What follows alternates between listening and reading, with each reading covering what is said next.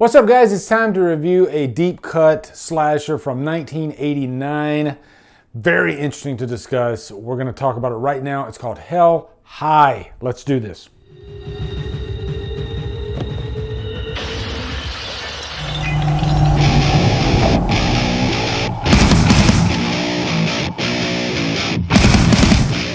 Hell High stars Maureen Moody, Christopher Stryker, Christopher Cousins, and is directed by Doug Grossman. What's up, guys? Welcome to another classic slasher review. I always have a great time with these, especially if it's one that I just saw. You can see the Arrow Blu-ray back there. Huge shout out and a big thank you to Dave Vanderhoff who sent this to me. I had never even heard of this movie before, but I watched it recently and boy am I glad I did, because this is not your ordinary slasher. And just remember, like back in the 80s, you know, this is 1989 when this came out, and we'll get into the shooting schedule and the production of this movie because it dates back to like 1985 when they started shooting. But just remember, during the whole 80s run, you had a lot of slashers that pretty much followed the same template. And just think, for every Friday, Nightmare, and Halloween, there were probably 100 others that were attempted to get off the ground but never even got finished or got made. You know, this is one of those movies that this might not have been released because of its troubled schedule. So looking forward to diving deep into this. And I'll also say, even Joe Bob Briggs, you know, way back in the day, I think in the 90s, because on the Arrow release, there's a little video intro from a younger Joe Bob Briggs. And this happens to be one of the movies that he really loves, and he trumpets. So interesting stuff. But before we dive deep into all that stuff, let's give you a quick plot synopsis. This movie starts off with this kind of tragedy. You know, this young girl, you know, she's kind of left to her own devices. You would almost assume that, you know, maybe she's not looked after by her parents enough because she's out there by herself. She's in this like secluded area in this playhouse, and she's playing with her dolls and whatnot. So there's this young couple that come along, and I guess the playhouse is split in two. It's like a wooden house, almost looks like an outhouse. And the young couple, they start having sex like on the other side. And so the little girl sees that, and you can only imagine, because of how young she is, she's never seen anything like this. You know, they're going at it, and the young girl, the teenager that's having sex, she decides that she doesn't want to do it there. She'd rather do it somewhere else, which is kind of funny because I just reviewed Final Exam, which also opens up with a couple making out, and then the female doesn't want to do it there. She wants to go to a different location. Am I on a weird run lately? I don't know. But anyway, they leave, and the little girl, she goes outside and she fills this bucket with mud. I think it looks like mud, even though in the behind the scenes interviews, they were talking about like pea soup, which comes into the story later.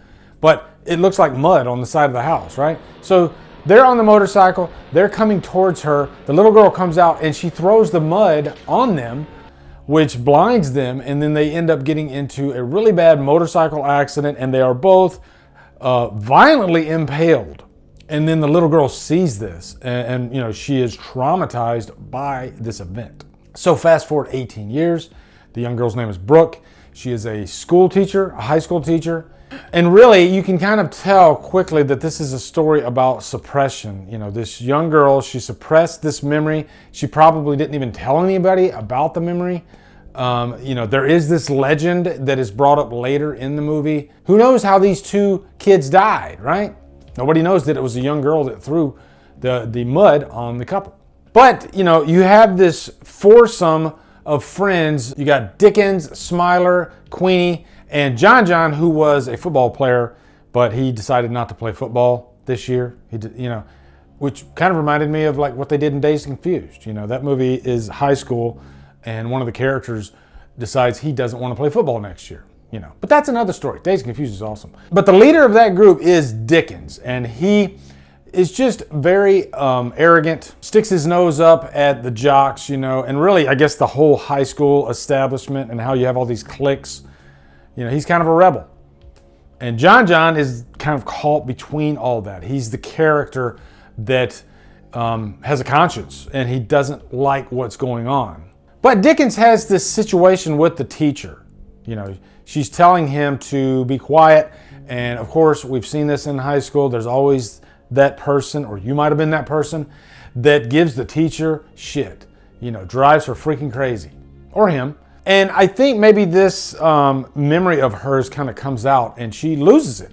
In a situation like this, especially when you're dealing with kids, you shouldn't raise your voice, but she does that. And Dickens takes offense to that. And so the whole point of this movie is Dickens wants to play a prank on Brooke. And so for the rest of the film, you have the four young people. They go to Brooke's house.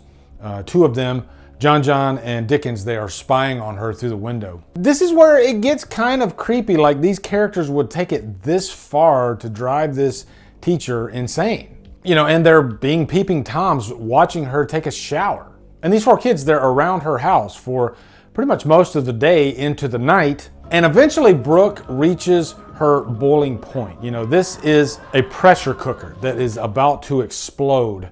And timing-wise, you could totally see why they, build the tension in this movie so much. And the boiling point has to be at the perfect time, and that's what this movie is. You're waiting for this moment to happen. And you're quite surprised by the events that unfold after it happens. Now let's talk about why I really dug this movie. Director Doug Grossman, he was just this young director back in the mid-'80s, had a passion. He wanted to create not necessarily a slasher movie, but I guess just a horror movie. But he had an idea in his head and he didn't really want to copy the template that was out there. Basically a slasher killer killing a victim every 15 minutes with some nudity spaced throughout. No, he wanted the story to be the main focus of this. And it is kind of a unique story. And it's more about these psychotic characters. You could really compare this to like A Clockwork Orange. I think he was even like influenced by A Clockwork Orange and probably some other movies. This group of characters that are just loose cannons. Anything can happen and you're not surprised by anything. And then inserting this other character, John, who is the character that has a conscience. Seeing how far he will go. Look, I don't want to do any more than what we talked about, okay? We're out of our league just by being here. Yeah, right. A little scare, we're out of here.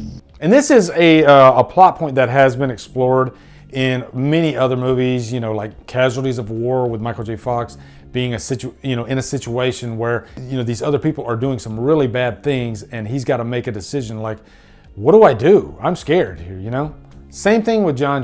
And I got to say, because of Doug Grossman's creativity, I found this movie extremely refreshing. And I will say, when you go into this movie, don't go into it with that mindset of a normal slasher movie. Just look at it as a movie. Sit back and just let everything unfold in front of you with no expectations, and I think you'll enjoy it a lot more.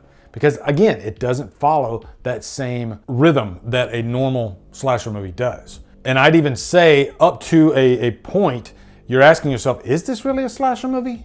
Because the kills don't happen until like really the end of the movie and of course the opening kill. Now the troubled history of this movie is that it was worked on for I think like 4 years and on 2 different occasions.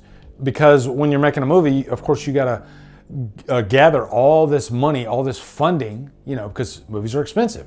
And Doug Grossman, he was able to raise enough money, but he wasn't able to stick to the schedule. And that's because he was just inexperienced. He didn't know how important sticking to a schedule is. For instance, when you have multiple locations in a movie, you have to be pretty strategic about your use of time in each of those locations, when you're going to shoot at those locations. Most movies aren't filmed chronologically. I assume this one wasn't. So he ran out of money about halfway through this movie, and then he had to come back a year later to finish the movie. And then to make matters even worse, you want all your actors to be available. Well, Maureen Mooney, she was available, but she was pregnant. So they had this obstacle where they couldn't really shoot, like a full body shot of her. They had to frame her so that, her stomach wasn't showing. Christopher Stryker played Dickens. He was the lead character in this movie. I really enjoyed this character and how demented and troubled he was. He wasn't a good person at all. And I think Christopher Stryker played him very well. The tragic thing is that by the time this movie came out in 1989, Christopher Stryker had already been dead for 2 years. He passed away of AIDS in 1987, I believe.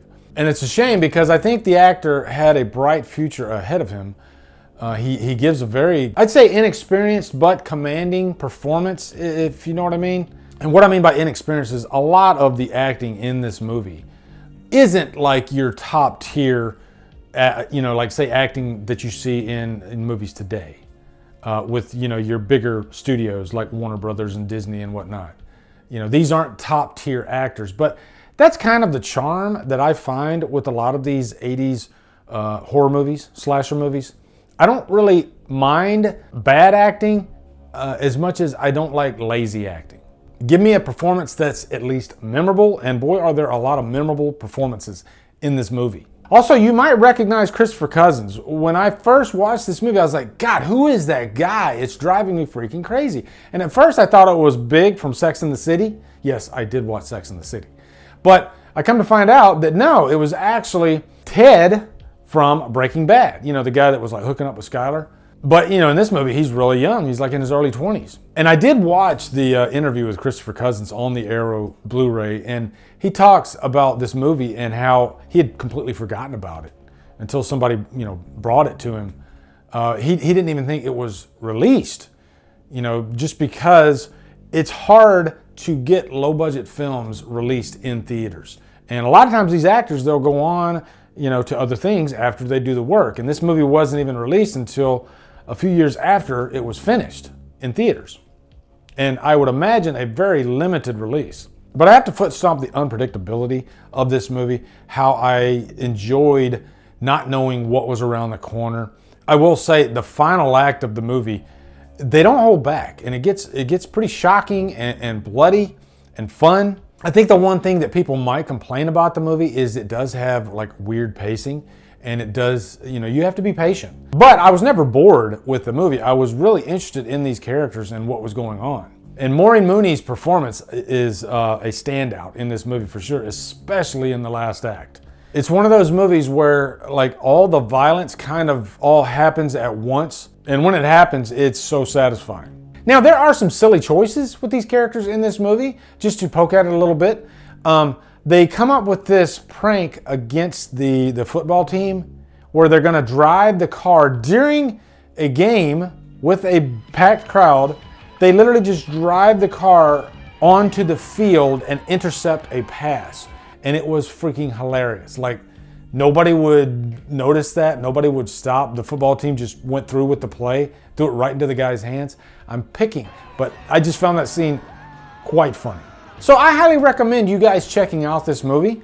I would definitely give this like a low purchase worthy. And I'm always happy to review these forgotten deep cut types of films, and most of the time I hear about them through you guys. One that was a nice surprise was Toys Are Not for Children.